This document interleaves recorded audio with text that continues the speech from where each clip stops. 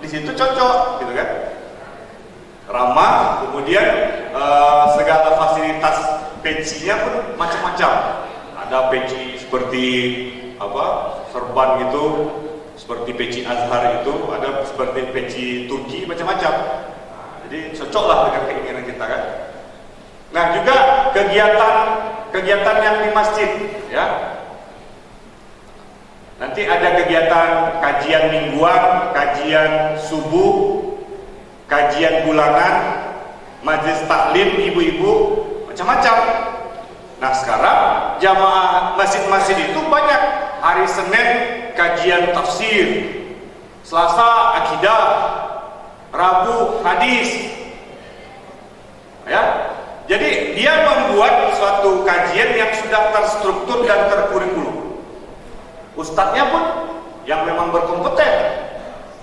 Nah, sini kan banyak juga ustadz-ustadz yang menguasai tafsir. Nah, khusus dia bahas tafsir saja. Karena kalau misalnya tidak begitu, kan kadang-kadang ini disampaikan oleh dai atau mubaligh itu juga.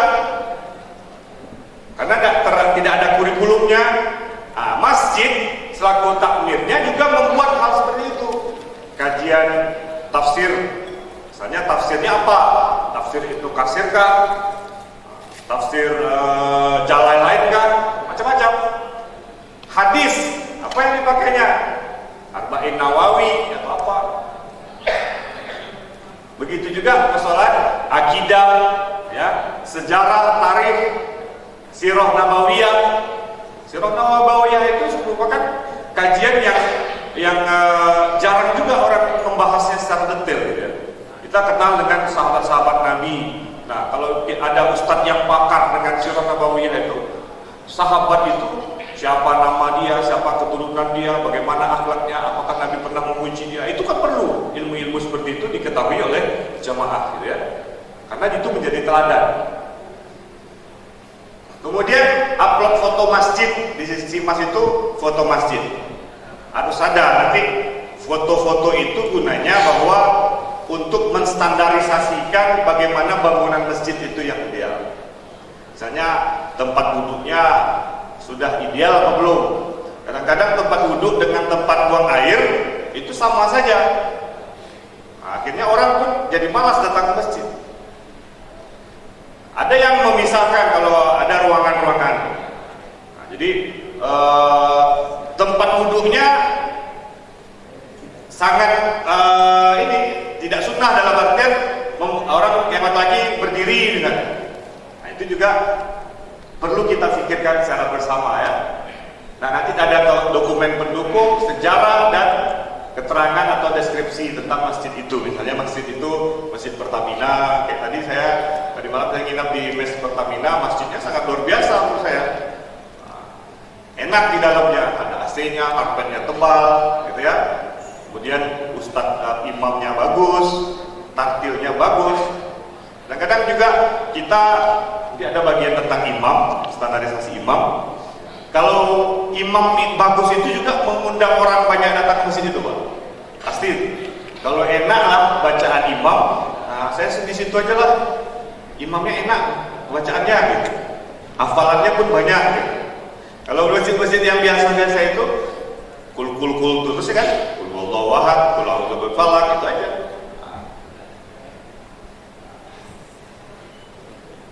Nah, ini yang saya jelaskan tadi bahwa adminnya itu ada di pusat, ada di Kanwil, ada di kabupaten kota, dan ada juga di KUA. Jadi kalau misalnya Bapak datanya sudah masuk tapi belum lengkap, ya silakan lengkapi, datangi user ini KUA, Kemenang Kabupaten Kota, Kanwil, untuk melengkapi apa saja fasilitasnya. Ya. Sampai nanti ke fasilitas itu pustaka masjid, Pak. Masjid itu harus ada pustaka. Ya. Ke depan itu kita mengarahkan bahwa masjid itu jadi tempat baca juga. Karena sambil membaca, sambil iktikaf. Kita selama ini iktikaf sambil tidur. Nah, seharusnya kita iktikaf sambil membaca, gitu ya. Nah, ini mungkin ada yang bertanya tentang izin mendirikan ibadah, rumah ibadah. Apa beda registrasi masjid yang dikelola oleh Kemenang? Apa juga beda izin mendirikan bangunan IMB IMB rumah ibadah. Ya, ini sering saya dapat pertanyaan, yang daftar di SIMAS itu apakah harus ada IMB dulu? Tidak, saya bilang. IMB itu gawainya pemerintah daerah, karena izin mendirikan bangunan itu harus ada dampak lingkungannya, harus ada itu rumit, harus ada rekomendasi dari FKUB, Kemenang dan sebagainya, itu IMB. Tapi kalau yang SIMAS tadi itu data masjid. Tujuannya apa data masjid itu, SIMAS itu? Yaitu kita bisa membuat peta tentang masjid. Peta dalam artian potensi-potensi apa yang bisa kita tingkatkan. Dan itu juga sebagai antisipasi awal kita dalam kalau misalnya ada gerakan-gerakan atau radikalisme dan sebagainya. Itu kita bisa lihat di sini. Makanya ada terpantau misalnya ada aktivitas aliran sesat misalnya. Masjid Syiah. Di Pekanbaru itu ada, di Jalan Pangeran Jaya itu ada dulu masjid yang diisi oleh orang Syiah. Nah, itu kan ada potensi konflik nanti. Kalau ada orang-orang seperti itu di daerah masyarakat yang agamisnya kental, itu kan ada potensi. Makanya kita sudah bisa memantau itu lebih awal. Nah, itu gunanya daripada data SIMAS. Nah, pendirian rumah ibadah itu berdasarkan pada kegiatan nyata dan sungguh-sungguh berdasarkan komposisi jumlah penduduk. Ini yang dilakukan dalam rangka kerukunan umat beragama itu. Jadi ada beberapa aturannya, ya. Pendirian rumah ibadah memenuhi persyaratan administratif. Kemudian selain memenuhi persyaratan yang dimaksud, rumah ibadah itu ada daftar nama KTP pengguna rumah ibadah paling sedikit 90 orang yang disahkan oleh pejabat setempat sesuai dengan tingkat batas wilayah sebagaimana dimaksud pasal 13. Kemudian ada dukungan masyarakat setempat paling sedikit 60 orang yang disahkan oleh lurah dan kepala desa. Artinya rumah ibadah dan diizinkan oleh 60 warga sekitar lokasi rumah ibadah ya. Ini kita bukan cerita masjid lagi, tapi sudah rumah ibadah. Baik itu rumah ibadah Islam, Kristen, Katolik, Hindu, Buddha, Konghucu. Nah, jadi kalau misalnya ada hal ini sudah bisa dilengkapi, barulah keluar IMB yang dikeluarkan oleh ada rekomendasi dari Kemenang Kabupaten Kota, kemudian rekomendasi dari FKUB. Nah, di sini pasti ada FKUB, Forum Komunikasi, Forum Kerukunan Umat Beragama Kabupaten Kota. Ada rekomendasi itu, barulah diajukan kepada pemerintah daerah. Dalam hal ini wali kota, bupati, semuanya baru keluar izinnya untuk mendirikan rumah ibadah.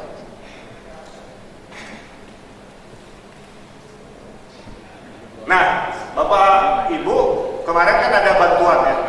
Jadi Kementerian Agama bukan hanya sekedar membuatkan regulasi saja, tapi juga memberikan bantuan. Tapi namanya bantuan tentu semuanya tak bisa diakomodir. Baru-baru ini kan kita disibukkan dengan edaran tentang masjid di masa Covid. Staf harus dijarakkan. Setiap ada PPKM level sekian, pasti ada surat edaran dari Kementerian Agama. Kondisi bagaimana ibadah kurban. Nah, waktu itu terpikir bahwa jangan kasih regulasi saja, tetapi harus ada bantuan juga. Makanya kemarin dibuka, Bapak-bapak ikuti itu, ada bantuan operasional terdampak COVID-19. Ada yang masukkan proposal di Dumai. Dia secara online tuh dari Kemenang RI. Nggak ada ya? Memang yang dapat memang nggak ada dari Dumai. Makanya kemarin saya cek, nggak ada yang dari Dumai. Yang ada itu dari Rohil, dari Siak, dari Pekanbaru juga ada Kampar, Bengkalis. Nah itu saja yang dapat. Karena mereka ketika ada informasi itu langsung mengajukan proposal. Jadi yang dikasih itu ya yang mengajukan proposal dan kondisinya itu dari mana mereka melihat itu dari SIMAS tadi Pak. Nah makanya mendaftarkan masjidnya ke SIMAS itu sangat penting. Nanti ketika ada masukan proposal, dia akan terpantau di SIMAS. Akhirnya oh ini layak ini dibantu, nah, gitu ya. Nah kalau misalnya Bapak ingin mau mendapatkan bantuan dari Kemenang, silahkan. Biasanya di awal-awal tahun nanti ikuti informasi-informasi dari Kemenang. Ada nggak bantuan-bantuan masjid? Nah yang dipersiapkan itu apa? Surat permohonan permohonan yang ditujukan oleh kepada Menteri Agama, surat rekomendasi dari Kanwil, Kemenang Kabupaten Kota atau KUA, susunan pengurus, RAB-nya, fotokopi surat keterangan surat tanah wakaf, sertifikat, kemudian surat pernyataan materai 10.000, sekarang ada 10.000 ya, fotokopi, foto kondisi bangunan, gambar rencana bangunan, fotokopi rekening atas nama masjid dan musola. Jangan rekeningnya atas nama ketua masjid. Nah, itu akan bakal dapat itu. Jadi bapak-bapak, manajemen keuangan masjid itu harus sudah transparan, akuntabilitas. Nah, bisa bendahara dia, ketua dia, sekretaris pun dia, stempel pun dia pegang. Nah, jangan seperti itu. Nah, itu nanti manajemen ya. Kemudian telah memiliki nomor ID nasional masjid. Itu yang saya katakan terdaftar di SIMMAS tadi. Ada masjid negara. Masjid negara itu adalah masjid yang ditetapkan oleh pemerintah dan berkedudukan di ibu kota negara, seperti Masjid Istiqlal. Kalau masjid berikutnya masjid raya.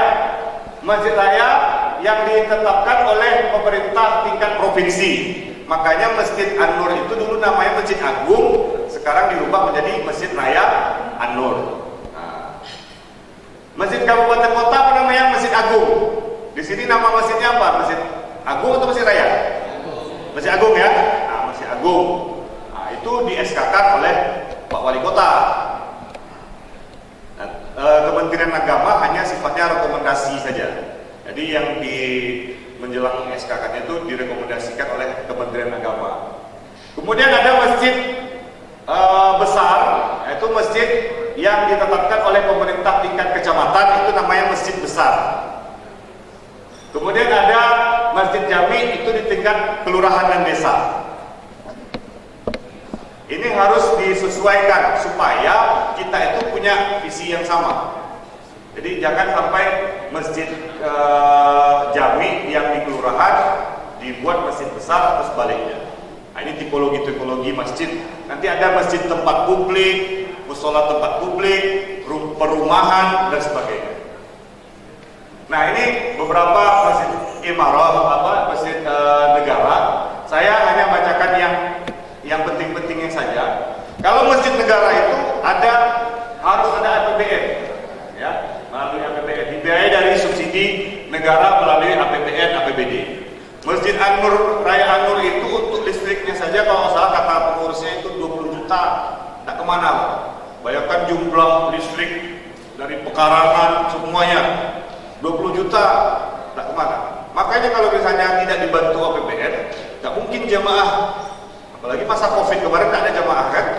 Nah, itu APBN atau APBD yang membantunya. Biasanya ini karena dia itu masjid provinsi, maka dia dibantu oleh APBD provinsi. Kalau Masjid Agung itu APBD kabupaten kota. Nah, itu ya. Standar imarahnya ini lengkap sebenarnya Pak. Jadi Kementerian Agama dengan peraturan tentang manajemen masjid ini sudah membuat standarisasinya. Ini kalau saya lihatkan saja sekilas standar idarahnya, organisasi kepengurusan ditetapkan dan dilantik oleh Menteri Agama untuk waktu 5 tahun, nah gitu ya. Maksimal 2 periode. Struktur organisasi dan pengurus merupakan representasi dari perwakilan pemerintah, organisasi Islam dan perwakilan masyarakat. Jadi di Masjid Istiqlal itu ada wakil pemerintah, ada wakil masyarakat. Jadi tidak bisa dominasi satu pihak saja, pemerintah ya gitu. Jadi ada unsur representasi perwakilan pemerintah, organisasi Islam. Organisasi Islam juga. Kita langsung saja ke masjid raya. Begitu juga organisasi dan kepengurusan masjid raya itu dilantik oleh gubernur yang mewakilinya atau yang mewakilinya waktu 3 tahun dan dapat dipilih kembali maksimal 2 periode. Nah, itu masjid raya ya, masjid provinsi. Nah, seterusnya itu juga penjelasan bahwa masjid ini struktur organisasi dan pengurus merupakan representasi dari perwakilan pemerintah, organisasi dan perwakilan masyarakat, memiliki uraian tugas, sistem administrasi perkantoran dan sekretariatan, kemudian menunjuk pelaksana harian, merumuskan program jangka pendek, menengah, panjang. Nah, ini dia yang kadang-kadang kita pengurus itu tidak jelas mau dibawa kemana masjid ini gitu ya. Yang masjid yang ideal itu dia punya visi. Misalnya 3 tahun, selama 3 tahun ini kita harus bisa membuat sarana ekonomi gitu. Atau selama 3 tahun ini kita bisa membuat MBA. Ada itu, rumusan-rumusan itu idealnya disampaikan kepada jamaah sekalian. Kadang-kadang kita tidak begitu kan. Jadi melalui kegiatan ini biar kita tahu bahwa perlu ada program kerja, ya, program jangka pendek, menengah dan panjang, ya. Memiliki sistem pengelolaan bangunan, ya. Memiliki imam besar, ya, 3 orang imam dan 3 orang muazin yang ditetapkan oleh gubernur atas rekomendasi Kementerian Agama. Kemudian memiliki sertifikat arah kiblat dikeluarkan oleh Kementerian Agama, status tanah dan sebagainya. Nah, imarohnya Masjid Raya itu menyelenggarakan ibadah sholat fardu 5 waktu, sholat Jumat, sholat tarawih dan sholat sunnah yang insidental seperti sholat gerhana dan sebagainya. Menampung perbedaan pendapat dan mengambil titik tengah. Nah, jadi kadang-kadang masjid itu dikuasai oleh suatu organisasi, jangan seperti itu. Jangan satu organisasi yang menguasai. Kadang-kadang sudah dikuasai. Nah, ini bicara belakang layar saja lagi. Makanya di situ peran pemerintah, peran Kementerian Agama harus ada di masjid yang sifatnya masjid raya atau masjid agung dan sebagainya. Kalau bisa sudah dikuasai satu kelompok saja, nah itu yang lain pun nanti muncul kecemburuan. Nah, di situ yang dikatakan dengan moderat dan toleran ya. Kemudian membuka ruang utama sholat pada waktu-waktu sholat, ya, menyelenggarakan sholat Idul Fitri, Idul Adha dihadiri oleh gubernur, wakil gubernur. Makanya kalau masjid raya idealnya itu sholat id itu gubernur, wakil gubernur sholat sana. Masjid agung gitu juga idealnya wali kota, bupati sholatnya di sini. Karena dia masjid milik pemerintah. Menyiapkan khatib dan cadangan khatib, nah itu perlu. Menyelenggarakan kegiatan dakwah Islam, ya, seperti kuliah duha, kuliah kajian keislaman sehabis sholat, peringatan maulid, istakbiran, tahun baru dan sebagainya. Menyelenggarakan kegiatan pendidikan, baik formal seperti PAUD atau yang non formalnya. Menyelenggarakan kegiatan pemberdayaan sosial, BMT, Baitul Mal wa Tamwil, Bank Syariah, Koperasi atau ATM.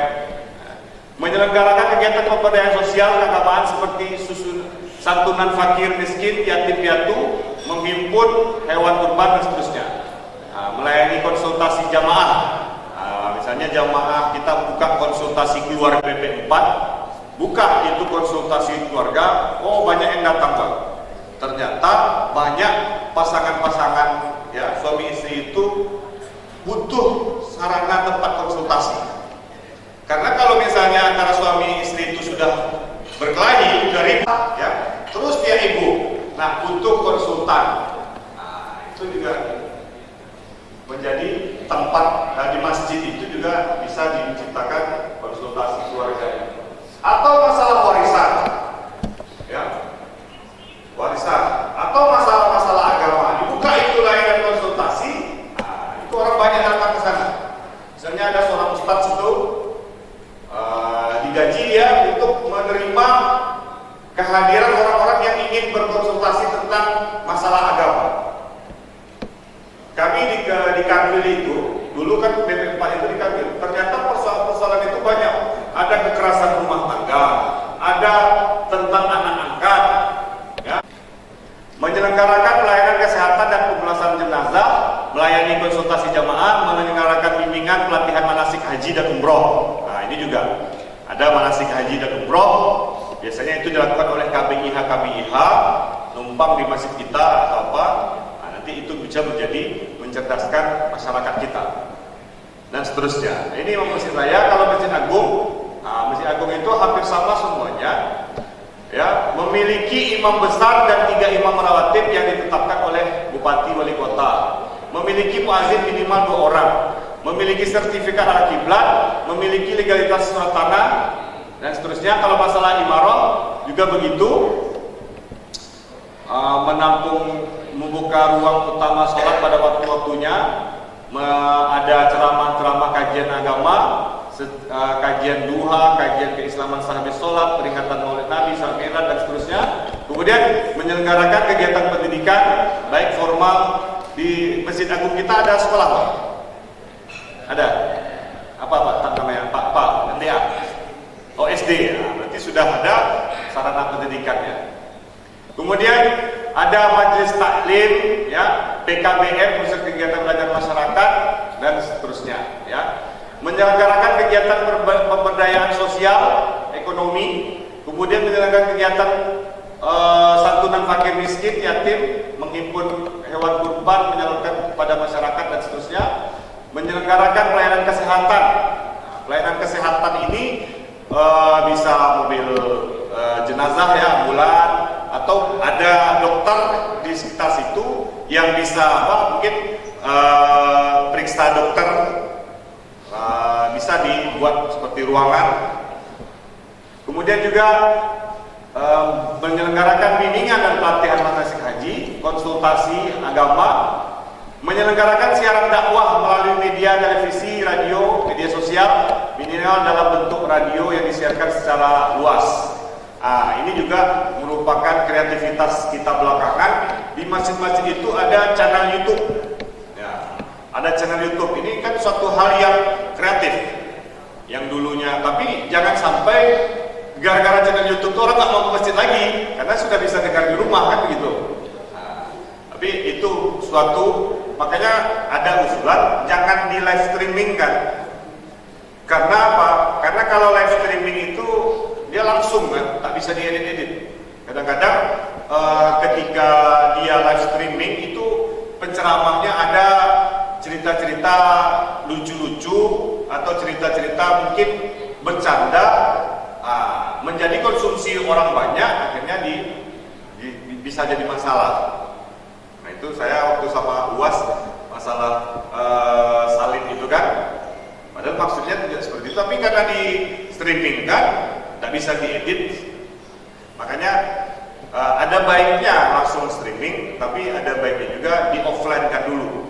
Nanti diedit, ketika sudah diedit baru di update atau di-upload di YouTube. Dan seterusnya menyiarkan khutbah dan ceramah melalui internet, streaming atau YouTube, mengelola sosial media seperti Facebook dan Twitter. Rata-rata masjid-masjid yang bagus-bagus yang udah besar itu humasnya jalan, dia punya channel YouTube, dia punya channel Facebook yang mengiklankan hadiri kajian bersama Ustadz ini hari ini pada Isa, gitu ya. Itu kan di Facebook, di WhatsApp, atau di Twitter itu bisa menjadi sarana iklan.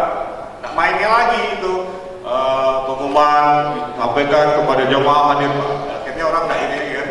Tapi kalau sudah di YouTube, di media sosial itu lebih banyak yang akan datang. Nah ini dia struktur organisasi pengurus Masjid Mushola menurut Kep Dirjen 802 2014. Itu ada ketua, sekretaris, bendahara. Nah kemudian nanti ada bidang idaroh, imaroh, riayah. Bisa dibuat bidang, bisa dibuat biro. Bidang idaroh, ya, misalnya sekretariat itu bagian bidang idaroh, ya. Misalnya di dalam idaroh itu ada bagian keuangan, nah itu berarti bagian daripada idaroh. Kalau imaroh, misalnya bagian kajian ilmiah misalnya, nah, itu bagian daripada imaroh. Riayah mungkin bagian rehab, bagian kebersihan, itu semuanya riayah. Ini secara global saja dijelaskan, tetapi nanti pengurus SK yang bapak-bapak buat itu harus jelas itu yang mana idaroh, mana imaroh, dan mana riayah. Nah, jadi jangan belum termasuk ya idaroh, imaroh, dan riayah. Nah, ini standar imam tetap masjid.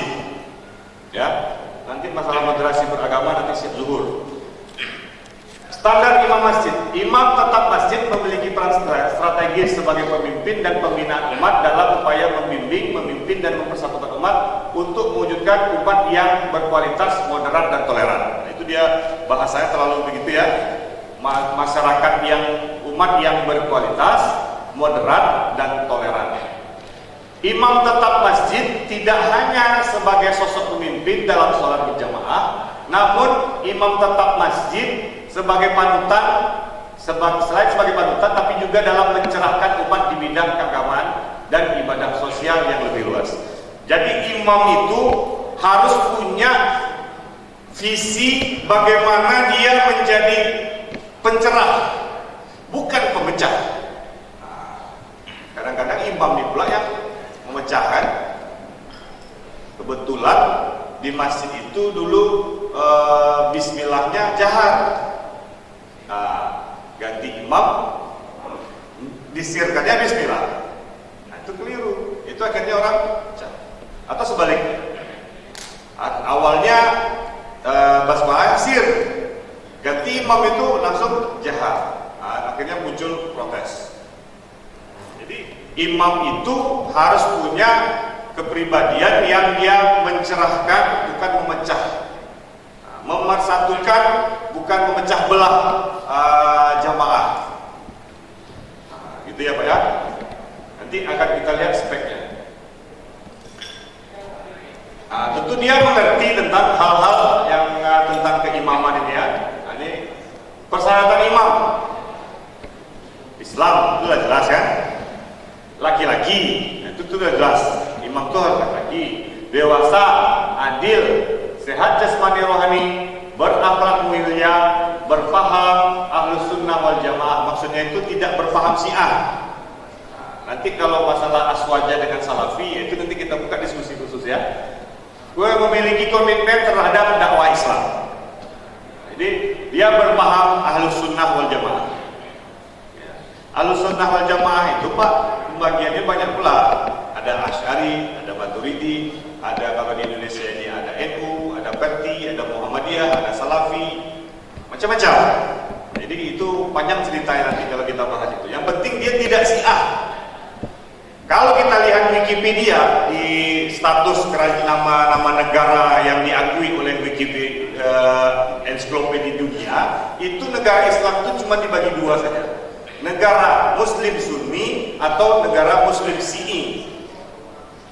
Bapak tengok nanti di ensiklopedia dunia itu pembagiannya cuma dua, Sunni, Syi'i.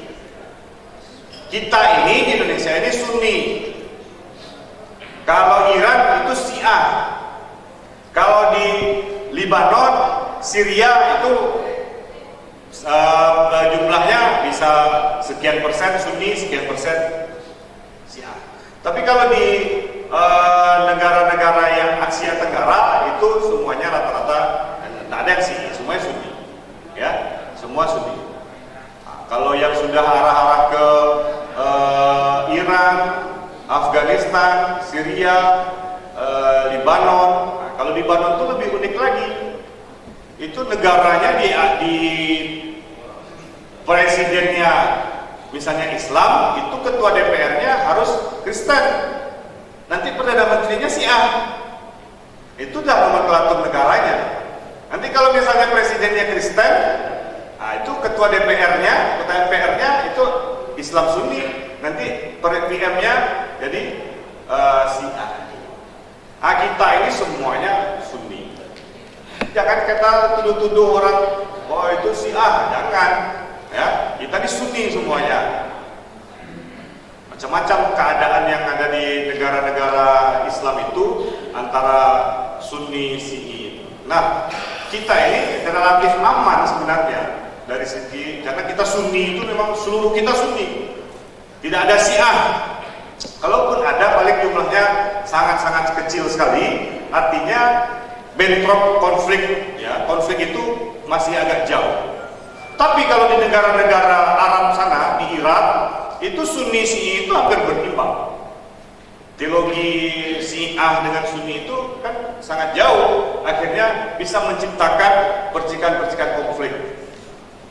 Belum lagi nanti masalah suku, Ya, kalau di Irak itu di masa Saddam Hussein itu Kurdi, ya, suku Kurdi. Nah, kalau di Israel itu Palestina itu agama Islam dengan Yahudi. Kalau di negara-negara Arab yang lain itu antara Sunni, Syi'i. Palestina itu juga politik, Fatah dan Hamas. Di Irak Sunni dan Syiah. Nah, itu. Kalau di Indonesia ini sebenarnya lebih rumit lagi di Indonesia, tapi alhamdulillah kita terbingkai oleh konsensus bersama itu udah Pancasila itu. Makanya di dalam beberapa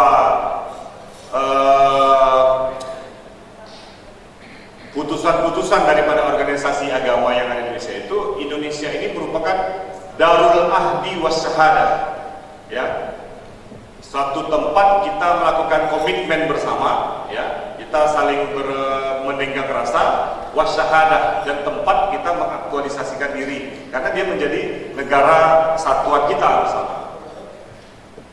Memiliki komitmen terhadap dakwah Islam. Dakwah Islam tentu yang dakwah yang santun, yang dia memberikan ilmu-ilmu agama yang baru yang mungkin belum diketahui oleh jamaah. Jadi dia punya komitmen dakwah, ya, Islam itu. Kompetensi umumnya memiliki pemahaman terhadap fikih sholat.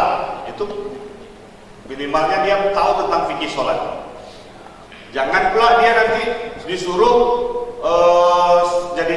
jadi imam sholat jenazah, Allahu Akbar, Allahu Akbar, rukuk dia, itu keliru. Ditanya nanti, Pak, kok rukuk? Dosanya terlalu banyak, makanya saya perlu rukuk, katanya. Ngeles kan? Kadang-kadang ada yang imam sholat jenazah takbirnya 5 kali. 5 kali. Jadi harus mengerti tentang fikih sholat. Begitu juga dengan waktu pas gerhana. Tahu dia kemana kaifiat sholat gerhana, sholat Idul Fitri, Idul Adha, harus dia tahu. Dan kalau dia yang menjelaskan, jamaah langsung diam. Jangan pula dia memutuskan atau menjelaskan tentang hukum sholat gerhana itu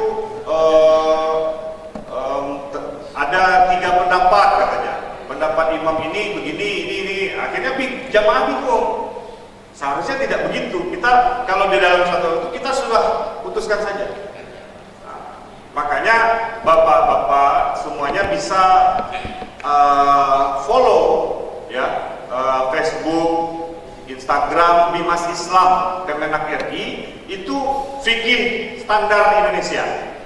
Dan dia tidak menceritakan khilafiyah itu, gitu. Nah, itu bisa dijadikan patokan. Apalagi informasi kapan mengukur kiblat, tanggal setiap di tanggal itu, jam itu, kalau kita lihat bayangan, nah itulah arah Ka'bah, gitu. Nah, itu informasi itu ada di Kementerian Agama. Kemudian memiliki kemampuan membaca Al-Quran dengan tahsin dan tartil. Jadi seorang imam itu, tahsin itu kan artinya hasan, baik bacanya, ya. Tartil, iramanya juga bagus, gitu. Ada maklumatnya tentang makhraj huruf, tentang sifat huruf, tentang hukum huruf, ya. Makhraj huruf itu dia bisa membedakan mana ha, mana ha, mana ain, mana a, ya, mana yang qaf, mana yang ka. Kadang-kadang Allahu Akbar, gitu kan? Seakan-akan itu huruf qaf, padahal itu huruf ka. Mana yang mad wal qasar, mana yang harus berhenti dibaca akhirnya li'ila fi Quraish. Ada dia baca li'ila fi Quraishin, berhenti di situ. Padahal kalau misalnya dia berhenti, ya, dia harus baca li'ila fi Quraish. Kalau dia baca sinnya, dia harus lanjutkan. Ngerti dia di mana dia waqaf, di mana dia ibtida. Ila fihim rihlatas sita iwas soif, berhenti di situ, jangan dibaca sita iwas soifi. Nah, itu keliru.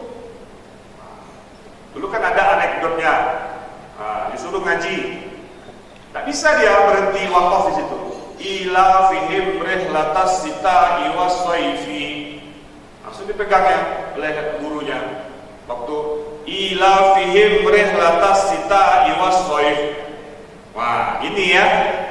Besok sampai enggak usah pakai fi. Begitu dilepaskannya fi gitu. Jadi keliru membaca wakaf ibtidah itu ya. Kemudian memiliki kemampuan untuk membimbing umat, memahami problematika umat. Nah, ini membimbing umat itu ya tentu minimal dalam hal-hal yang ada di masjid itu, masalah penyelenggaraan jenazah, tentang sholat dan sebagainya. Memahami problematika umat. Nah, seperti khilafiyah tadi, antara ajaran tadi, khilafiyah antar mazhab, itu harus mengerti seorang imam itu, ya. Jangan dia tidak bijak di situ. Memiliki kemampuan memimpin sholat, zikir, doa rawatib. Kebetulan kalau misalnya di masjid yang NU, itu harus pandai memimpin zikir, doa rawatib itu kan. Tapi kalau di masjid Muhammadiyah perlu. Makanya lebih enak jadi imam di masjid Muhammadiyah. Tak ribet. Karena habis sholat gak ada doa. Masing-masing saja. Kalau jadi imam di masjid Muhammadiyah, memiliki kemampuan ini. Kemudian memiliki kemampuan berkhutbah. Bisa dia berkhutbah, tujuannya apa? Seandainya khatibnya tidak hadir. Kan ada kejadian itu, tidak datang khatib, tidak ada yang bisa khutbah. Ini masalah ini. Ada yang memberanikan diri, nanti keliru. Tak ada dia duduk di antara dua khutbah itu kan, langsung saja dia dibantainya khutbah 1-2 selesai. Nah, kan rukun khutbah kan bahaya, tak sah Jumatnya nanti. Nah, makanya harus dia pandai berkhutbah, minimal menjadi imam itu. Jangan cuma dia enak dengar ngajinya sudah jadi imam.